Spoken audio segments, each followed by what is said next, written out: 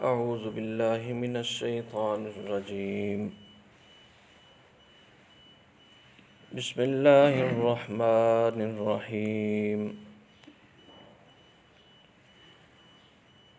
इन्नमल मसीहु ईसा इब्नु मरियम रसूलुल्लाहि व कलिमतुहु अल्क़ाहा इला मरियम व रूहुम मिन्हु फ़आमिनू बिल्लाहि व रुसुलिहि वला तक़ूलू सलासा इंतहू खैरल लकुम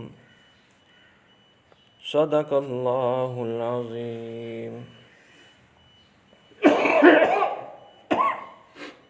बेशक मसीह ईसा इब्न मरियम अल्लाह के रसूल और उसके कलिमा हैं कि डाला उस कलिमा को मरियम की तरफ और रूह है उसकी तरफ से। बस ईमान लाओ अल्लाह पर और उसके रसूलों पर और न कहो तीन, रुक जाओ, बाज आ जाओ, ये तुम्हारे लिए बेहतर है। सामीन ज़ी वक़ार, बुज़ुर्गान मुहतरम,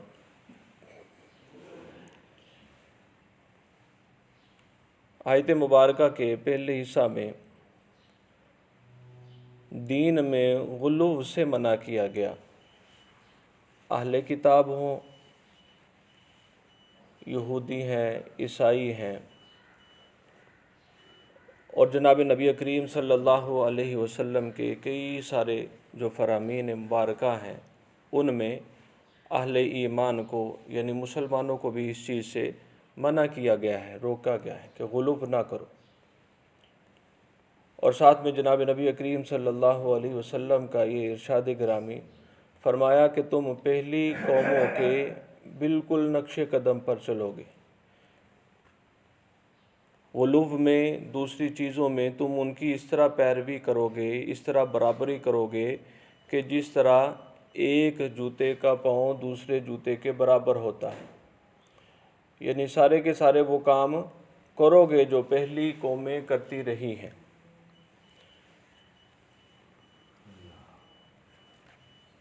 ईसाई और यहूदी ये दोनों जनाब ईसा अलैहिस्सलाम के बारे में अफरात व तफरीद का शिकार रहे कि ईसाइयों ने आपके लिए वो मरातब बयान कर दिए कि जिस पर आप फाइज थे ही नहीं। उन चीज़ों की निस्बत आपकी तरफ कर दी जो आपके शायान शान थी ही नहीं। और यहूदियों ने आपके मरातब को इतना घटाया कि आपकी नबुव्वत का ही इनकार कर दिया, आपको मानने से ही इनकार कर दिया। आपकी वालिदा पर तोहमत, और वालिदा पर तोहमत का मतलब ये कि ये जनाब ईसा अलैहिस्सलाम पर भी क्या है, तोहमत है कि अगर किसी की निस्बत ये कहा जाए कि इसकी वालिदा ने क्या किया है, माअज़ल्लाह ये ज़िना किया है, तो अब उस बच्चे के बारे में भी तो उसके कोई अच्छे ख्याल ना रहे, तो गोया कि वो उसको वलदुज़ ज़िना कह रहा है। और यहूदी इसके कायल हुए, उन्होंने ऐसा कहा। तो दोनों चीज़ों से क्या किया गया, मना किया गया। फरमाया कि इन्नमल मसीहु ईसा इब्नु मरियम, कि हज़रत मसीह ईसा इब्न मरियम जो हैं रसूलुल्लाहि व कलिमतुहु, वो अल्लाह के रसूल हैं और उसका कलिमा है। ईसाई जो हैं वो तीन तरह की जो आरा हैं, जो हज़रत मुफस्सिरीन ने, उलमा ने इनकी ज़िक्र की हैं कि जो हज़रत ईसा के बारे में ये रखते थे। एक फ़िरका जो है जिसको फ़िरका याकूबिया, और दूसरा इनके साथ फ़िरका मलकानिया जो है, उन्होंने ये कहा कि हज़रत ईसा जो हैं वो अल्लाह ही हैं, वो खुदा ही हैं। यानी अल्लाह जो है वो हज़रत ईसा के रूप में इनके जिस्म में क्या आ गया, ज़मीन पर आ गया। एक दूसरा फ़िरका इनमें से वो इनको अल्लाह का बेटा करार देता कि आपकी जो पैदाइश हुई है, चूँकि वो आम ज़ाब्ते से हटकर थी, आम रूटीन से हटकर थी, तो इस चीज़ को देखते हुए उन्होंने ये कहा कि आप अल्लाह के बेटे हैं। कि जिस तरह जो यहूदी हैं वो हज़रत उज़ैर अलैहिस्सलाम के बारे में भी क्या है, इस तरह का अकीदा रखते। वो क्या कहते थे कि ये हज़रत उज़ैर अल्लाह के बेटे हैं। तो दूसरा जो फ़िरका है वो आपकी बेटे होने का कायल है।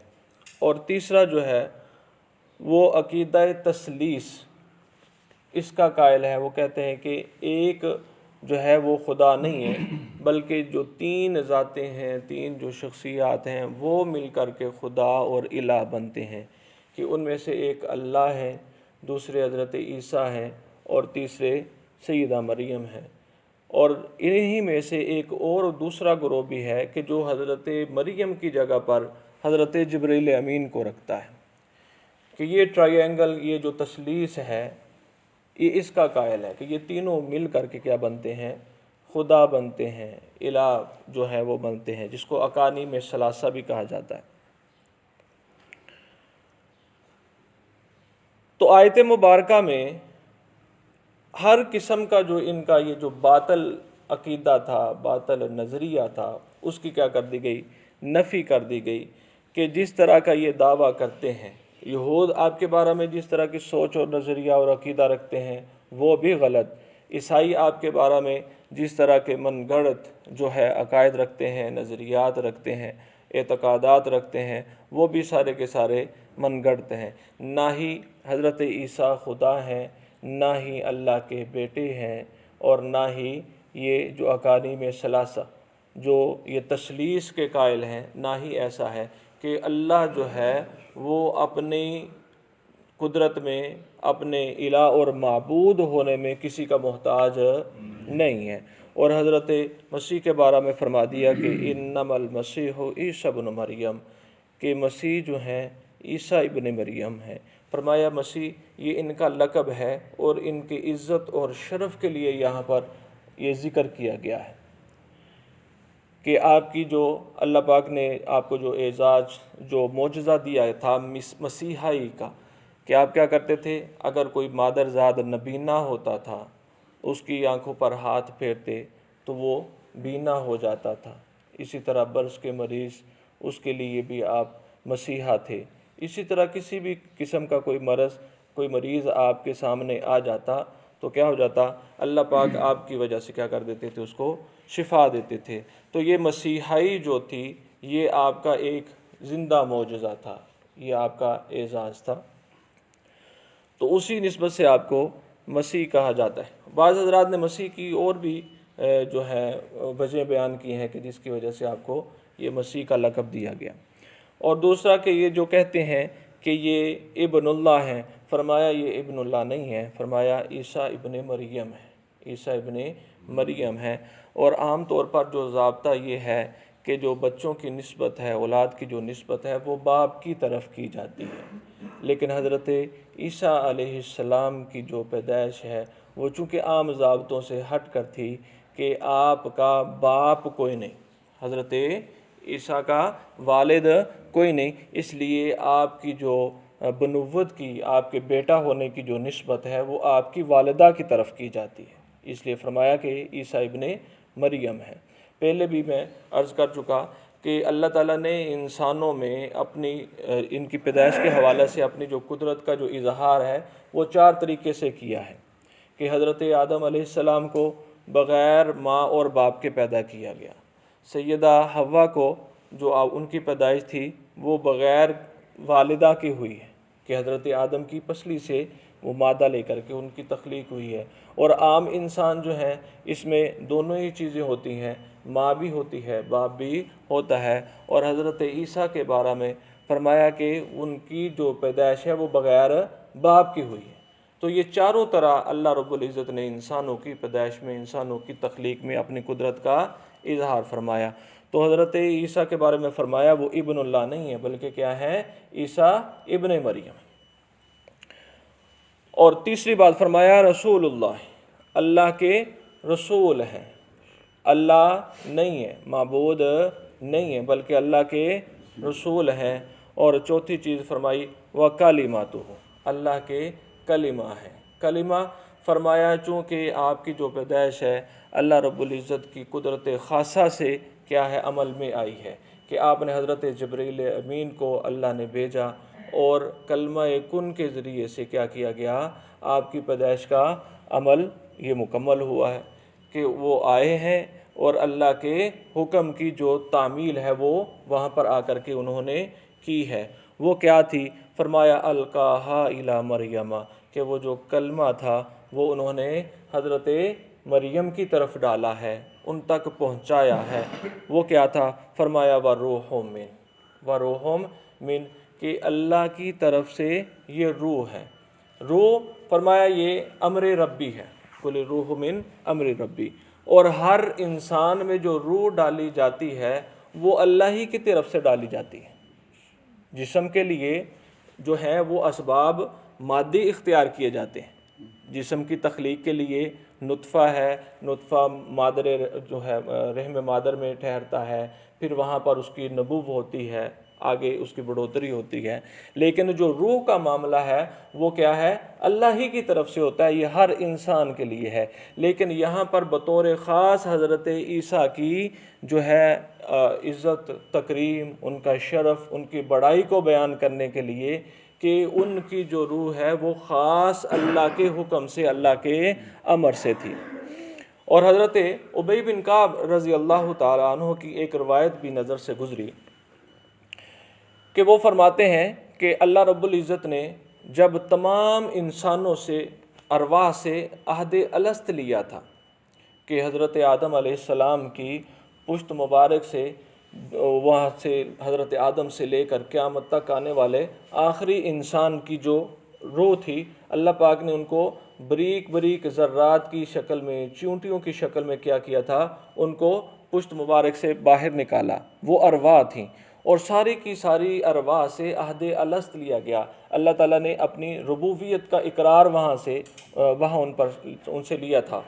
और उसके बाद फरमाया कि जब इकरार हो गया तो सारी की सारी जो अरवाह थी उनको वापस हज़रत आदम अलैहिस्सलाम की पुश्त मुबारक में रख दिया गया, वहाँ डाल दिया गया।